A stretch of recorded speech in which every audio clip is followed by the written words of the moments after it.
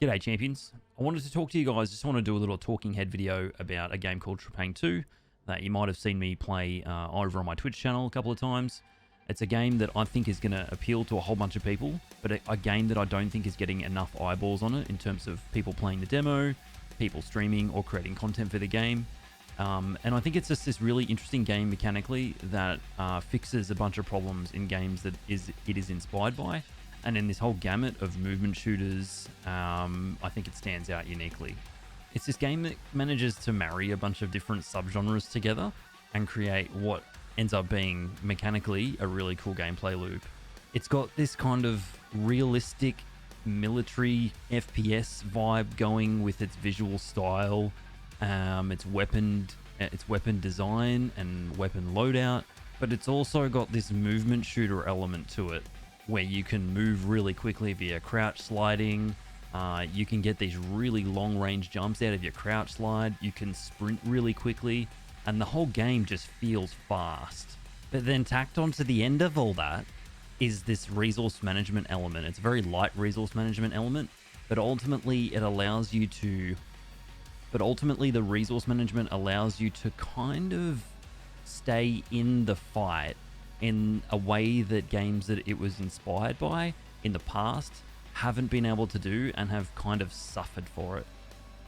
One of the biggest influences for Trepang2 is obviously a game like Max Payne, which is all about stylish combat by moving through the air in slow-mo.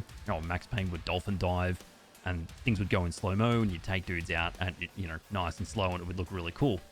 But where I think Trepang2 remedies some of the problems with Max Payne is it gives you the ability to get back into the combat loop when maybe you're down on armor, or you're down on health, or you're down on ammo. Because if you've ever played Max Payne and quick saved yourself into a painful spot, it's really not very much fun trying to dig your way out of it. You might have 10 health and you've just quick saved and you're just respawning and reloading into this dude just shooting you in the face. You don't have any bullet time, so you're just kind of stuck in a really awkward rut of a spot, and it's not very much fun. Where I think Trepang2 kind of fixes that issue is with the cloak. So in Trepang2 you have two abilities. You have the slow-mo, which is built up by doing damage to enemies, and then you have the stealth cloak, which is just on a cooldown. So the idea being that when you don't have the slow-mo, you can kind of wait and buckle down in a sort of defensive position, maybe move away from the enemies, wait for the cloak to come off, use that, set up some kills, maybe use the cloak, come in, grab a dude, pull the pin on his grenade, push him in, and then get out of there, and then you get your slow-mo back, and you can start to get back into the gameplay loop again, because you'll have the slow-mo, and you use the slow-mo, kill a bunch of dudes with that, get their armor, and then you are good to go. You're pretty much got like maybe half or 3/4 your armor back, and you're back in the game. And because of the way the game incentivizes you to manage your cooldowns for a couple of abilities that are very powerful, it's a game that is allowed to have these enemies that typically aren't very thought of very fondly in first-person shooters, namely guys with full auto weapons and hit scanners, and this game has them in spades. These guys will hit scan you if you're not in slow-mo, and they hit pretty hard, especially the dudes with the shotguns who can just come out of nowhere sometimes. It's hard to distinguish them from the other similarly equipped enemies. But because of those two cooldowns, if you're managing them properly, if you're using the cloak when you're not behind cover, or you're using the cloak to try and set up a grenade kill or a grab on a soldier, you're going to push him into a bunch of guys and they're all going to blow up and you're going to get lots of slow-mo.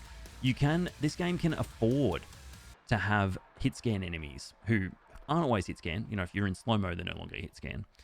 But the whole confluence of genres that it's managed to pull off, the movement shooters, the semi-realistic military FPS vibe, visual style, aesthetic that it's going for, those two things, they just come together so well in Trepang2, and they work they kind of position the game uniquely, because there's not really many games that have allowed itself to have these hit scan type enemies and still have a very high skill ceiling just by virtue of having a resource management system with your cooldowns and with your armor. If you're using those things at the right times, if you're using your abilities at the right time, you can set up big armor restacks and really just keep the game going and stay in the gameplay loop. You don't need to run back to cover for very long, maybe just long enough to get that stealth back and then get back in, and then you're back in control.